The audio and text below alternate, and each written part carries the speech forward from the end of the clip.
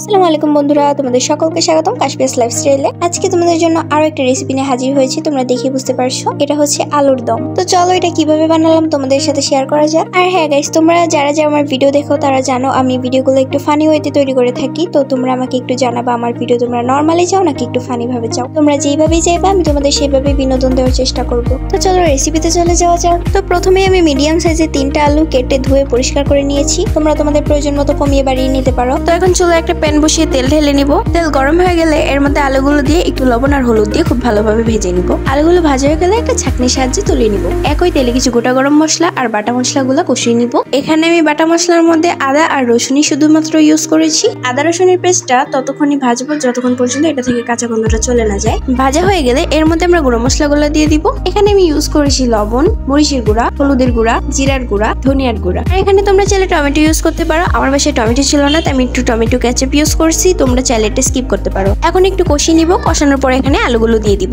আলুগুলো একটু নেড়ে চেড়ে একটু পানি দিয়ে দিব আলুটা সেদ্ধ হওয়ার জন্য। যেহেতু আলুটা আগে থেকে ভাজা ছিল তাই সেদ্ধ হতে বেশি টাইম লাগবে না। এখন উপর দিয়ে কয়েকটা ফালি করা কাঁচামরিচ দিয়ে জাল করে নিলেই তৈরি আমাদের আলুর দম। তো আজকে ভিডিও এই পর্যন্ত। ভিডিও ভালো লাগলে জানোই তো কি করতে হবে। তো তোমাদের সাথে দেখা হচ্ছে নেক্সট ভিডিওতে। ততক্ষণের জন্য আল্লাহ হাফেজ।